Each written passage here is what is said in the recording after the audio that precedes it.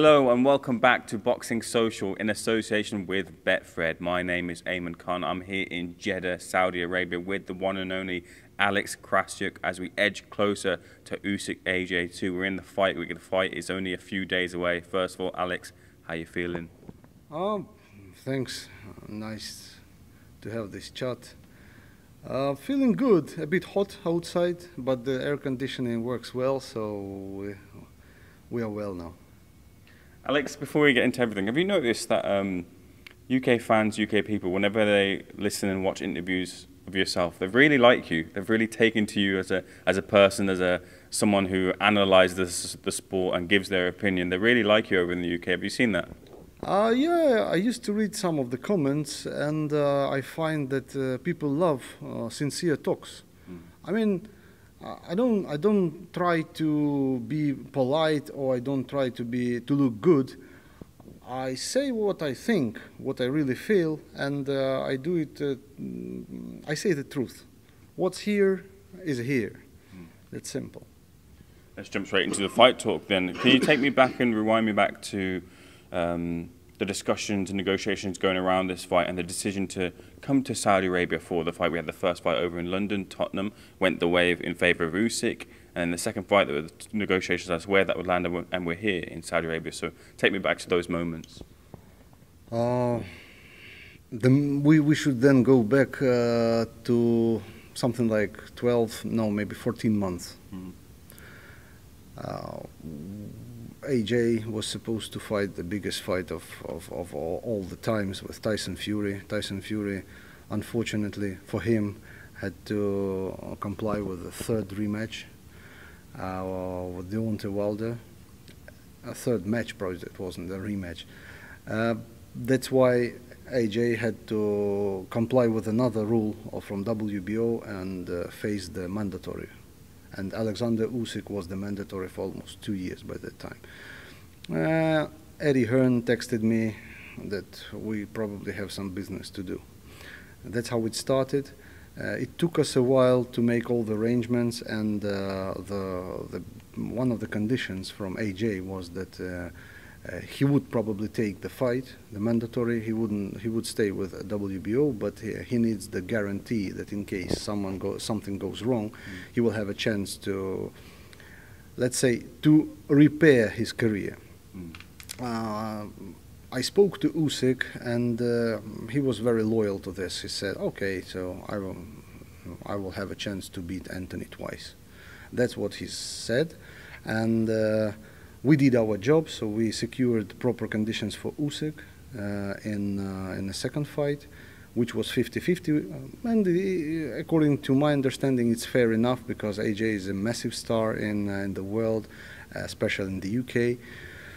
And Usyk is on his way, so 50-50 in the rematch would probably work well. And Usyk had no objections about that, so we made the deal, and he won. And the rematch was actually activated immediately in the ring. Yeah, because AJ said, "Listen, we still have one more fight to go, so I'll see you again. Now I take my time and go to the gym."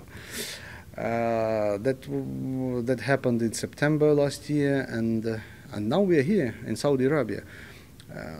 Some kind of circumstances tried to lead us away from this fight, like Tyson Fury versus Usyk, which was also not just talks, but we were in negotiations, and something like December last year, it was very active. Tyson had Dillian White as the mandatory. Usyk had the rematch clause, the commitment to fight AJ. But as well as White and AJ, both gave their consent to let this fight go, but unfortunately, final moment, Tyson changed his mind, so he accepted the mandatory. We said, okay, then we go with our commitment. We have to comply with our obligations in front of AJ. But suddenly the war started. It was unexpected for anyone who has any common reason in his mind. that the war in the center of Europe in the 21st century, of the country that was the neighbor for many years, like trade, partnership, political, economic, whatever, but the leader lost his common sense, unfortunately, and that's why he wants to become the emperor, probably, or whatever. I don't want to talk this shit. But the fact is that the Russian Federation military invaded the territory of independent state of Ukraine, and the war started. They call it special operation, but it's bullshit. It's not a special operation. It's just a common war. They are killing civilians. They are destroying the houses. And the main objective is to occupy the territory of Ukraine, and they don't care about Ukrainians. They hate Ukrainians because the identity is different. That's why they want to kill everyone and use the territory, which is fair enough if you read the history of civilization since, I don't know, old times. It happened. It used to happen in the past. It used to happen everywhere, but when you read it, and when you feel it, when you are a part of it, it's different sense, it's different feeling. So it is what it is. The militaries of Ukraine, they are fighting hard, and by the time the war started, it was 24th of September. Usyk was out of Ukraine. He was in London for some business shootings, and he had the plane to come back to Ukraine, which was cancelled. Due to the rocket attacks. So it took him more than 1 day to find solution and come back home, because his home was full of guests. His daughter had her birthday on the 24th of February. So he came back to defend his family, to defend his house, to defend his native land. He joined the Special Territorial Defense military troops. And for some time he was the part of it. No one could understand which way it would go. So in the beginning of March, we were just reading news from different social medias, from different kind of sources, trying to analyze and predict what's going to happen, not just tomorrow, in 2 hours, in 5 hours. So we couldn't make any plans. After probably 3-4 weeks, we got clear, and so we put ourselves together with Usyk, with our team, and we tried to analyze what should we do. Then I think Eddie mentioned that AJ, if it happens, with all respect to Usyk, if he is not available now to take the rematch, probably AJ would go for the tune-up fight or so. So we tried to brainstorm a bit, and the best decision was to take the fight. But Usyk did not want to leave Ukraine. He wanted to stay with his people. So it took us a while to convince him, and it would be unfair to say that we are the ones who convinced him. He was moving around Ukraine. He was traveling different cities. He was in connection with high-ranked military officers, with common soldiers. His friends were fighting on the front line, just talking to common fans on the streets. And the only words he heard were the words of support and blessing to take the fight, to take the rematch, and to go, because Ukraine would need the victories. And victories like this, they bring the spirits up.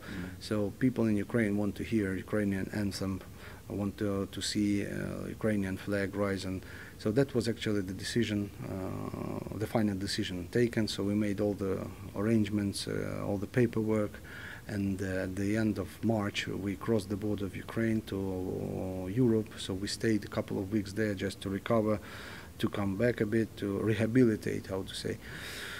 And then we almost agreed about the location, I mean the place to this fight to happen, and we started to arrange the training camp, which took place actually in Dubai. You mentioned a lot of stuff there, and you've answered a lot of my questions, which is very good, Alex. Appreciate you doing that. I want to get into Usyk, and I know he's very much a family person, family life, and he misses his family dearly. He was carrying around that Eeyore doll, which was given to him by his daughter a couple of days back. How does Usyk balance his commitments in the week and also being able to see his family so his emotions are good leading into a fight? His kids are not here. His kids are in Europe, and his wife, Katerina, she's always beside him, and she knows the rules. She knows how important for Usyk is to stay concentrated, and she's not with him all the time. Maybe a couple hours per day to chat, like just to hug each other, to stay in the same room, spend some time together, but not more than that. She knows, she respects that. She knows how hard he used to work in a training camp and how exhausting it is physically and mentally. She gives him some kind of energy, positive vibes, energy of support. That's what he needs. So he stays okay. He knows he's the real professional. He knows how to separate personal from business, and he does it properly. That's why he always in a good, proper shape. His mental capacity is at maximum, and people in the team, they know how to conduct this process. So in a training camp, it's not about training. Training camp, it consists of three directions, each equals another. Like physical training, which is important for an athlete. Mental training is as well vitally important, and the third part is the combination of psychology and mathematics. So his mind has to be as quick as I don't know what to say, very quick. It should be very quick. The decision making should take shorter and shorter period, because when you are in the ring, it doesn't take seconds. It takes some moments to lose or to win. That's why he has to be that concentrated, and that's what they are working on. So he's improving his abilities, he's improving his skills in all those three fields, and that's why he's on top, actually. When you look at Joshua as an opponent, when you see the changes he's made in maybe his physique, his camp as well, bringing in Robert Garcia, how do you assess Joshua coming into this rematch as a danger to Alexander Usyk? Do you feel there'll be big differences that he'll bring to the ring when the two step through the ropes on Saturday night? You know what? I completely disagree with most of people who write off Joshua. He is the biggest danger, one of the biggest dangers now in heavyweight division. He has so much background behind him, like being the amateur European world Olympic champion. It's not an easy task for anyone to become an national champion. To become a national champion is a commitment, is an achievement already. But you are already a European, world and Olympic champion, and then after that you turn professional and you become the heavyweight champion, and then you face the reigning for more than 10 years champion, the legendary Vladimir Klitschko. You fight him, you go down, you get up, and you finish him. You can't say this is something that anyone can do. Definitely not. He is very skilled. He is very determined. He has a big heart. He knows how to fight. He's goal-oriented, and I think he's a big danger for Alexander Usyk. That's why this rematch is so interesting, as it's so exciting for all of us, because it's not predetermined. We can't say that this guy gonna win 100% or even 80%. We know that it may go either way. Both have power. Both have like a stone in a glove. So it might finish within the distance. It might finish early. It might finish late. But the prediction for 12 rounds is I don't think it's gonna happen. It's interesting your breakdown there and talking about Anthony Joshua, because in the UK, especially the hardcore boxing fans, they kind of see Usyk as someone to be revered, as someone with high intelligence of boxing, high skill, maybe someone who will be one of the greats when everything is all said and done. With that said then, how big is there in a gap between Usyk and then the other heavyweights, your Tyson Fury's and Joshua's? How big is that skill difference, do you think? Well, as long as Usyk hasn't got that anthropometry, I mean that size as AJ or Tyson Fury, especially Tyson Fury, he has to get his own advantage, and his advantage is the boxing IQ, his speed, footwork, and his boxing experience. So he knows how to move. He knows how to play chess inside the ring. That is something, but it doesn't mean that brutal power is has nothing to do with it. No, it means a lot, and his assignment, his objective is even harder to reach if you are facing a brutal power. You can be very smart, but if you see a tank and you are just by yourself, it's complicated. You know what I mean. So you have to possess some certain skills, and Usyk does possess these skills. But that's why it's a game of two different styles. That's why, for example, AJ and Klitschko, they were very similar. Both fighting same style, both fighting on a back foot, both have very good straight right, jabbing a lot. So their style is more or less the same, and the mentality is similar. But with Usyk, it's completely different. Usyk is much closer. Usyk's mentality is much closer to Vitaly Klitschko's mentality. Like he used to say, "If I am healthy, no one can defeat me." That was his slogan for every fight. If I'm healthy, no one can fight. No one can beat me. That's very simple, very easy. But some considerable things stand behind it. With Usyk, is the same. If he's healthy, mentally and physically, probably not too many people can do that. With AJ, it might be the same, because he changed his trainer here, so he changed probably the mindset for this fight. And we hear him saying that his mindset is the killer mindset. Let's see. That's why it's so exciting. That's why it's so interesting. Will he manage to do the things that his corner plans for him? Will he have enough mental power to overcome? Because as Mike Tyson used to say, you have a game plan for until you got punched. Then B, C, D plans, they just suddenly disappear, and you have to to act according to what's happening in the ring. So the same gonna happen. Usyk is not a kind of athlete, of fighter who will just stay away and run around. He will move a lot, but he will punch. He will punch. He will try to damage AJ's defense.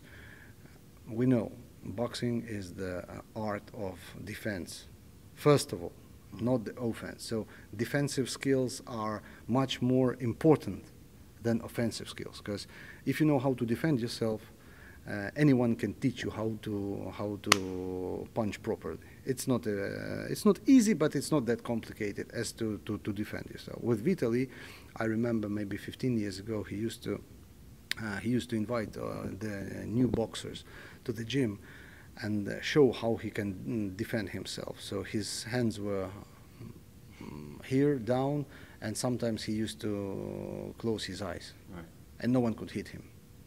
That's the skill. That's the skill. So, sorry for being not that short in my response, but that's it. No, not a problem at all. I'm really enjoying listening to you. Alex, I know nothing in life is guaranteed, but I just want to hypothetically fast forward a little bit. Let's say Usyk gets the victory this weekend. Let's say he fights Tyson Fury. Let's say he wins. Does he retire? Is that the plan? 2 more fights left, or does he want to continue on in the sport? It's a complicated question, and the answer is even more complicated. I tell you why. It's hypothetical. Anything may happen. We don't know what's gonna happen in the world. We don't know how it's gonna end this Saturday night. We just don't know what's gonna be in 1 hour. If you wanna make Lord laugh, tell him about your plans. So we have no plans. We have the strategy. The strategy is to become the undisputed. Twice. Cruiserweight, done. Heavyweight, on the way. If we are lucky, inshallah, it's gonna happen. If we are not, then we get what we deserve. But we should do what we have to do. And we shouldn't concentrate much about the result. The result, in the Bible, they say the horse is prepared for the day of the battle, but the victory comes from the Lord. So that's actually the way we used to treat things. A couple of final few things then from me, and I'll let you go. Tyson Fury does stand right now as being retired. Do you believe he's retired? Again? Do you believe he's retired? Do you believe he wants to fight Usyk? I don't believe he wants to fight Usyk, actually. And that's probably the reason he's trying to retire. But I don't think he will. It's not about money. It's not about fame. It's not about pride, glory. It's about legacy. It's about heritage. If you are just one step to fighting for the undisputed heavyweight champion of the world, who is the first time in history when you can get all 4 belts in heavyweight division. So it's golden letters in the history book of boxing.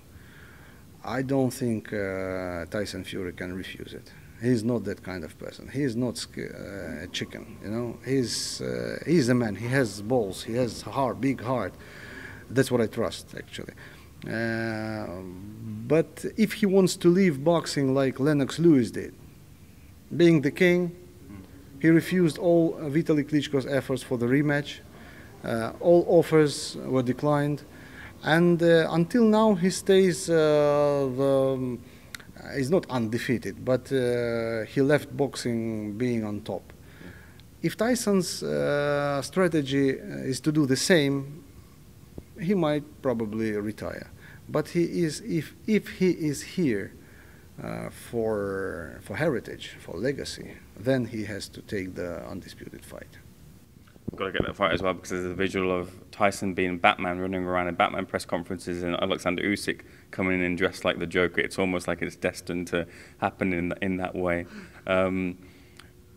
Any complications in terms of the fight week? I remember when you fought Derek Chisora, there was some controversy surrounding the gloves that came out after the fact. I know that everything will have to be in place this time round. Are you happy with the judging panel? Is everything that's coming into this fight that you're happy with as a team? Yes, we are all happy because this was pre-organized. Matchroom is my favorite people to deal with. Eddie Hearn, Frank Smith. It's all set. No blah, blah, blah. We are businessmen. We are making things in advance. We are agreeing everything on paper. We are fixing it. And when we come here for the fight week, we are relaxed. We just do things we have to do, but it's not about inventing something. It's just implementing what was agreed before. So it's easy. Nothing major is supposed to happen, but we never know. The judges are okay. They are arriving today and tomorrow. Supervisors okay. I mean, the ring, we're going to go expect the ring, of course. But according to our agreements, it's all fine. The local federation, the ring doctors, the anti-doping testing, all the small issues are being managed long before. So we are focused on the fight itself. Final question then. Tell me, Alex, in your mind, what happens on Saturday night? Give me your prediction. I will not tell you about the result. I'm backing Usyk, of course. But I'm pretty sure he will need to go through some challenging maybe 5, maybe 7 rounds. And this is the time where he has to be really cautious, really concentrated, and get very stick to the plan that his team worked out for him. He knows what to do. He has this experience in the past, and I think that this fight is not going to happen long for 12 rounds. I don't know. It should finish within 8, maybe 9.